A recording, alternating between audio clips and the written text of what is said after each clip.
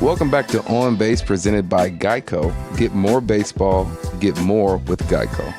I'm Mookie Betts, and today we have an all-star, silver slugger, a batting champion, and a gold glover, Bobby Witt Jr. How you doing, bro? Great. Thank you for having me. Thanks for coming on. It's a beautiful day in Kansas City.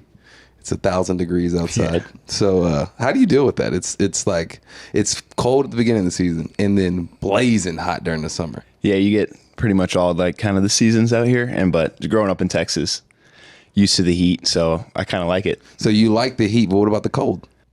The cold does take some time to get used to, especially with just kind of, you don't want to miss the barrel because it hurts your hands. And so just figuring out what you need to wear, how light you can wear your clothes but stay warm. And so I think that was like kind of the biggest thing, and then just kind of figure out different ways to keep the warm in your body. And so that was a big thing. So being in Boston, I had a couple of tricks. Like I would do I would wear 2 thermals under my jersey, and then I grew up in Nashville, which it was kind of cold, whatever, but I got accustomed to wearing 2 pair of batting gloves.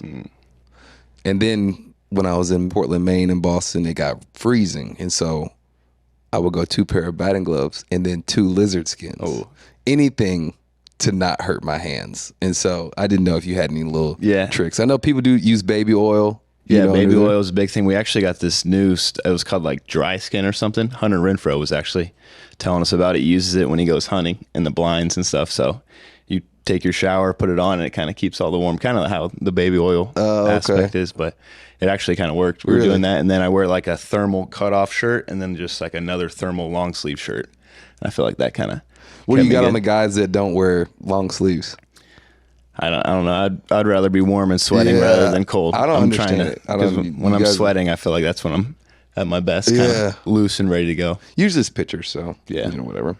So switching gears, I want to I always play a game called On Base, Off Base.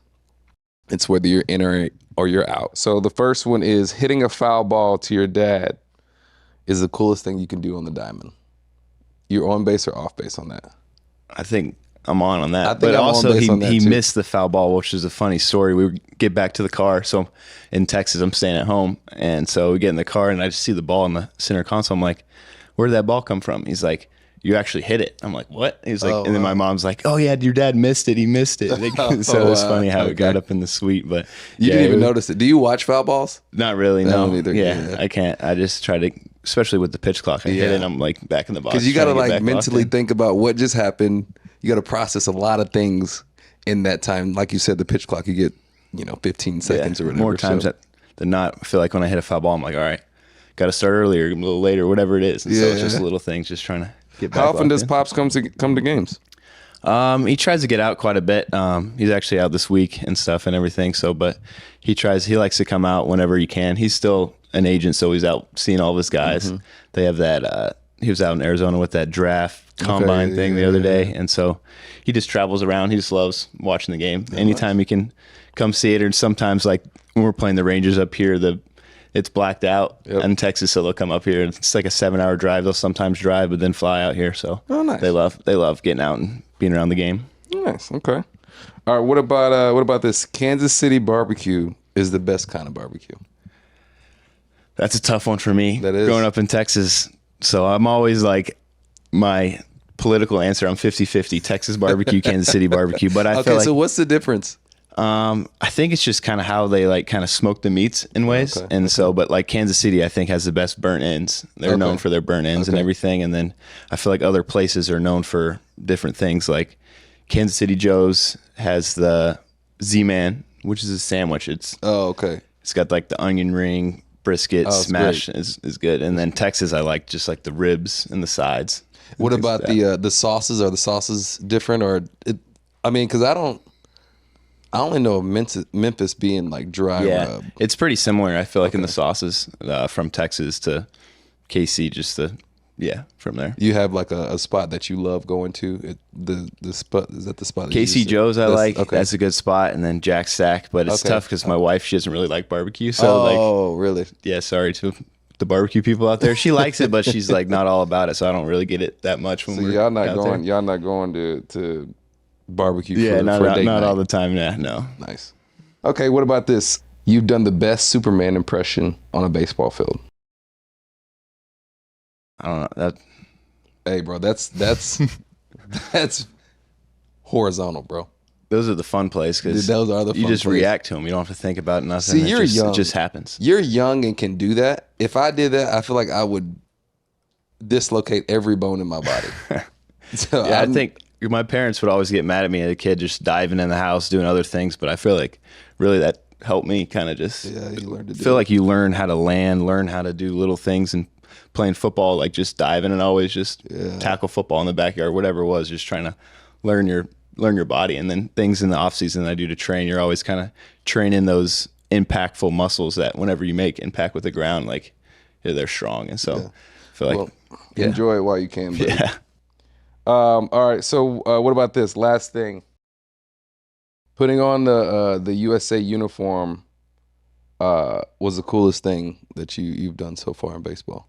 Yeah, it was special. It was an honor just to be able to do that and then be around you guys and just see what it's like to be around like the stars of the game and just how they work, how they talk about the game in the cage. And it's just, I feel like I was there, but like it was like I feel like I was a part of it just because of how you guys treated me and treated the other guys in there. And then the biggest thing kind of I took away from it was just everyone just wanted to win.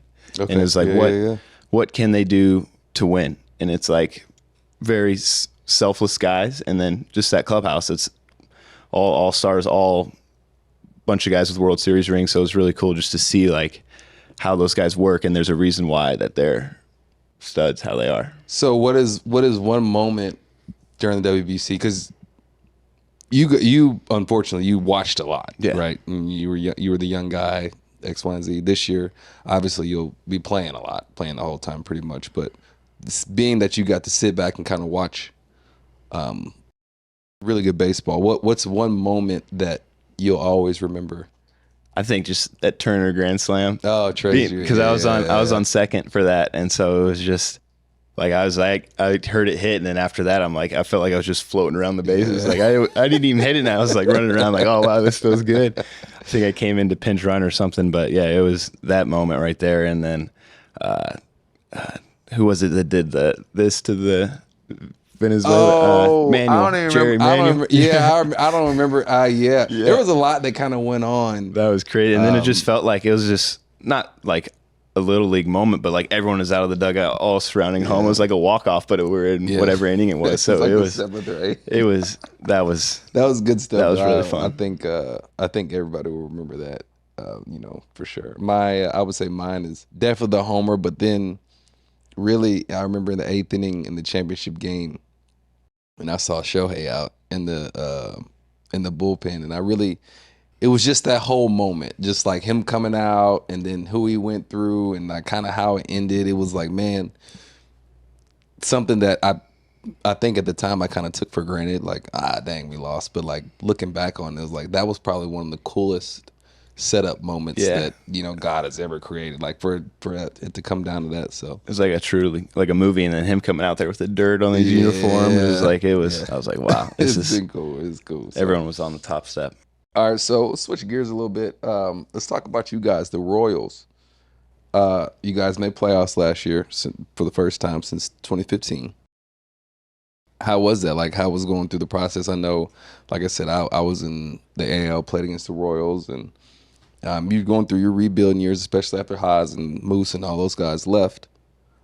You, Salvi, y'all brought you guys back to playoffs. So how was that going through the process? Was it fun? Yeah, it was unbelievable just because of like the 2 years before we went through, lost over 100 games, and it was like, all right, what do we need to do to take that next step? And you could kind of see it at the end of 2023 that it was like, all right, we swept Houston, like, all right, we're starting to play a little ball here. And then we go out next year, sign some pitching and stuff. And we're like, all right. And then it's just, we get some veteran guys that come to the clubhouse, and it's like, all right, we show up in spring and it's like, all right, we're winning this year. Mm-hmm. And it's like, instead of like, all right, we're in this rebuild, it's like, no, we're doing it now and we're going to do it. And just, I think that was kind of our mantra from spring training, is with like in our division is pretty tough. Everyone's pretty equally matched. And so it's just like, all right, what can we do to just get in? And who knows what happens once we kind of get in and stuff. So it was just one of those things where we're always just playing day by day, one day at a time. That's kind of our manager's mantra, and our mantra is just